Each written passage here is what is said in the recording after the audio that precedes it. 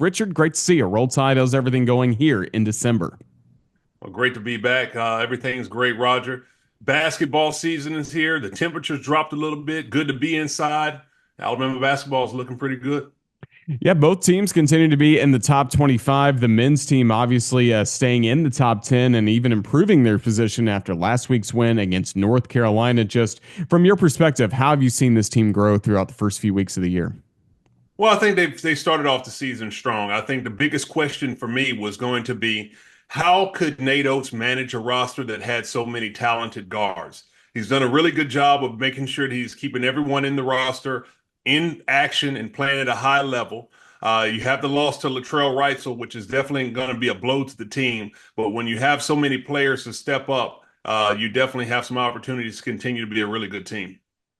Mark Sears coming back. Everyone talked about what his production may look like and had that one game against Illinois where he did not score. But since then, he's been on a scoring tear, certainly was in Las Vegas. Just what do you make of this season for Mark Sears? Well, it's hard to keep a really good player down. I mean, Mark Sears is arguably one of the best players, if not the most accomplished player that's ever played at the University of Alabama. And, coming off of a season last year when you're averaging almost 22 points a game, shooting 50% from field goal, 40% from the three-point line, and 90 from the free throw line, it's very hard to back that up and improve upon that again. I thought it was something where he should have obviously been a first round draft pick. Didn't get that grade, came back. You add to more depth that this team has.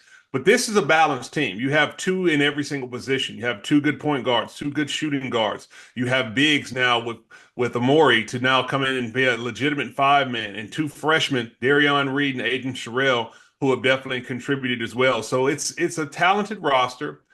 Pick your poison. But they've obviously stumbled a couple of times, but it's a team that I don't think anyone in the SEC wants to play when they know they're at full strength. Yeah, you mentioned some really talented freshmen on this team. How about LeBaron Philon, what you've seen from him this year? Well, I think he's a dynamic freshman. He plays with so much maturity. His end-to-end speed is elite, but it's also his ability to decelerate and create for others. He uses his eyes to manipulate the defense to find shooters on the outside and drop it off to other bigs in the paint. The playmaking ability that he has is next level for a player that's so young. You hear only good things about him on the road when I go around talking to NBA scouts and other NBA personnel about his abilities. If he can continue to add the outside shot consistently as well as his playmaking abilities, I mean, he has the level to pair with Mark Sears that they have an elite level backcourt. And it's so impressive for such a young player. Only a handful of games before SEC play begins. You have Creighton coming up this week, the road trip to North Dakota, and then a couple of home games against Kent State and South Dakota State mixed in. Just what are some unanswered questions getting ready for SEC play for this team? Well, I think for me, it's going to be how can you handle playing against quality big men on the inside? Nate Oates' system is always something that you play five out. There's not a major focal point in post play, but the challenge that Alabama has when they'll get ready to play against Ryan Kalkbrenner, who's averaging about 18 points a game and about over 8 rebounds and one of the best bigs in the country, is how do you defend a player who they're going to give him high usage touches on the post as well as utilize him in the pick and roll. When you don't practice that way, you hard to get a look against that type of player. They've had players in the past that they've struggled against. You talk about what was done earlier in the season on the road at Purdue when interior play was definitely something that hindered Alabama. That's going to be the adjustment that's going to have to be played as they continue to move on into the SEC play and playing against tougher teams such as Auburn and Janai Broome, who's one of the better bigs in the league. You have to be able to see how can you defend the post as well as make your defensive efforts translate to easy buckets on the offensive end. We'll get back to Auburn and Janai Broome coming up in a moment. But first, want to talk about Crimson Tide women's basketball. Now, you keep up with this program, called several of their games, not only for us on the Crimson Tide Sports Network, but on SEC Network as well. Just Christy Curry and this group, perfect start to the season at 9-0 prior to the loss against California. Best start in program history. What's made this team so good so early this year? Well, I think it has to start with the leadership of Sarah Ashley Barker. When you come back and you pair that with Aaliyah Nye, you have two veteran guards who understand the standard. They do an outstanding job of running their offense, which is hard for teams to catch up on when they're able to play with so much pace and space and versatility.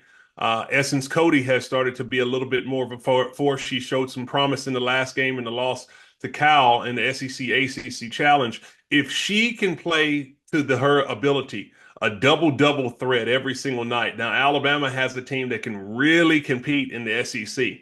Now, the challenge with the SEC is with the addition of Oklahoma and Texas, this is really a tough league.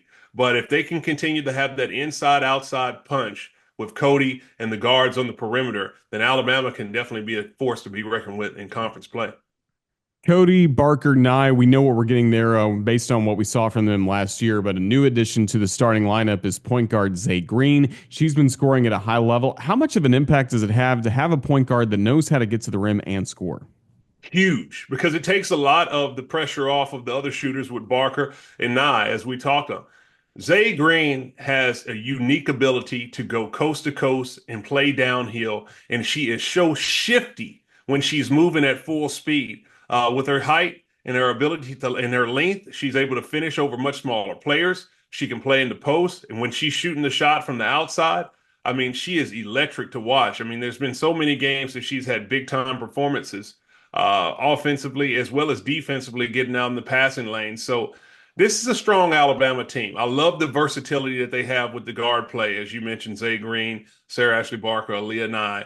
And if you can couple that with the inside play as well with Cody, you have a team that can make a deep run in the NCAA tournament if they get the favorable matchups.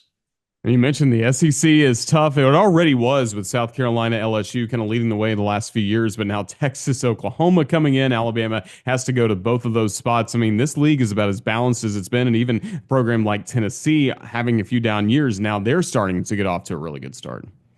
I mean, there's not going to be an easy game all the way around the league. You talk about Vic Schaefer in Texas coming into the league. Rory Harmon is back healthy, the star point guard that they had.